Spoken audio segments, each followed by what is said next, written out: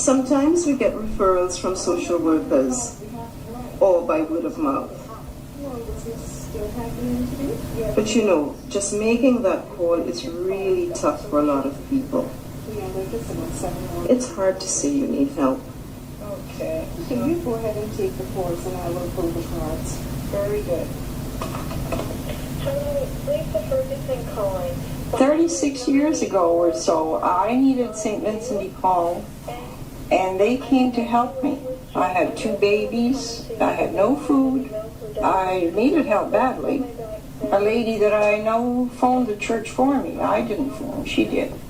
They came and helped me, and I never forgot it. And I always said that when I had some free time, I would devote some of my time to St. Vincent de Paul. I already gave her a voucher for baby clothes. You visit clients who are in need, yes. Well, they're all in need. But sometimes you get that special feeling from someone that you've actually helped them through some crisis. So it gives me great satisfaction to be able to bring God's love, really, because this is what it is. I look at it as Him using us to bring His love to our fellow man. We may visit single men, we may visit single mothers. You do have some couples as well who may be living below the poverty line and would need help occasionally. So that a door we will identify ourselves as Vincentians. More or less we'd be invited in. We'd sit down, we would explain what the St. Vincent de Paul Society is. You would conduct a bit of a brief interview to get some background information. We typically would give vouchers, food vouchers, but sometimes the need isn't just for a food voucher. Maybe the need might be for some counseling. The person may need to know what other support groups are within the community that they can turn to. You are showing someone that there is someone else who cares, or there's somebody who cares.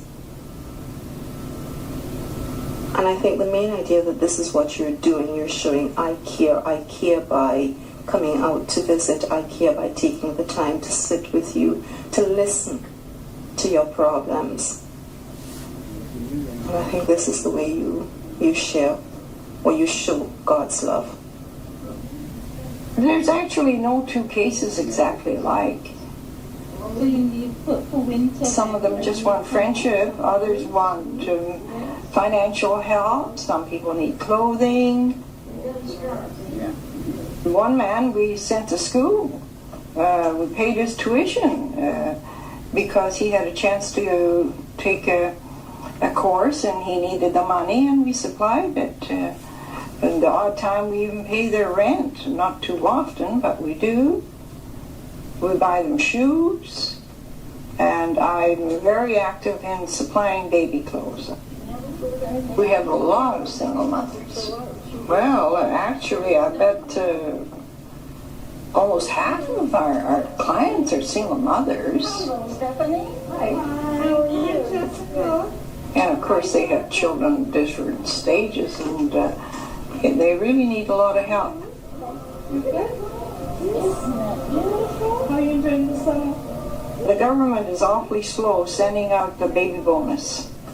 Sometimes they have to wait 3 and 4 months before they get their baby bonus, and they still have to feed those babies. So then how can we help you this month then?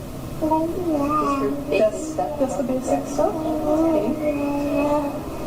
How are you managing now? You finally managing better with finances, or?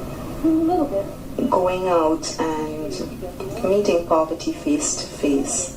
It's very disturbing. It's extremely disturbing to see that in a rich country like Canada, that there are so many people. There's so many people who really, literally, sometimes don't know what they're going to give their kids the next day for supper. Norma, here, put her down for this, and I hope that that'll help you till your baby bonus comes in, all right? Yes. And I'll watch for some clothes for your boy, okay?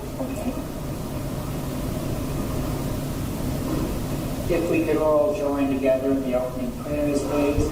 We have meetings twice a month, and any problems that are encountered on home visits would be brought up at the meeting and discussed with all Vincentians. Having some input, we would try to reach a solution.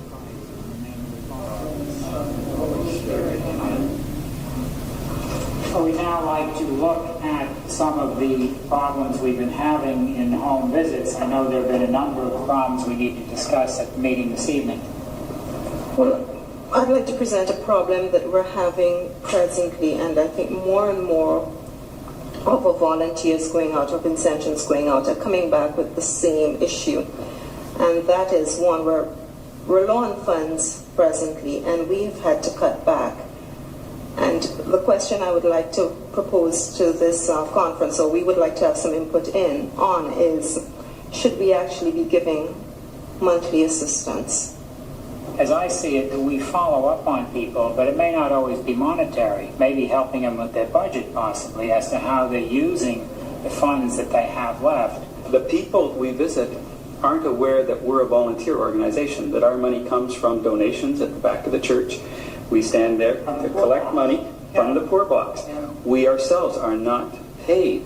We are volunteers. I tell every person I visit, we depend upon other people's charity. They assume that we are government financed, so that we have money coming in on a regular basis. We don't, and so we have to get across to them that our funds are limited. I would like to ask, how sure are we that it is really financial help that this person needs? It may be another need. It's dependence upon a crutch. If we're trying to improve their situations, should we not also suggest alternatives to them? I don't think we should ever refuse to go to see someone.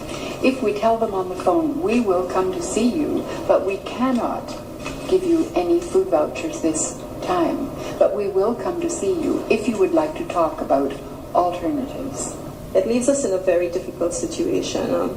You feel sympathy because there are kids involved and you're dealing with another human as yourself, but at the same time you're trying to be financially responsible to the conference and operate within our budget or within our limited resources. It's a good reflection on it, that we are concerned. It's not a crutch, because we know that if we go to someone on fixed income living in this city, they'll never get out of that home. If we went twice a month, we still wouldn't get out of it. The law was called. Who else can they call? Speaking of crutches, a man just left here who needs a crutch. Do you have any crutches in this program? The last time Fudger House had a sale, I bought 3. Good for you. You're welcome.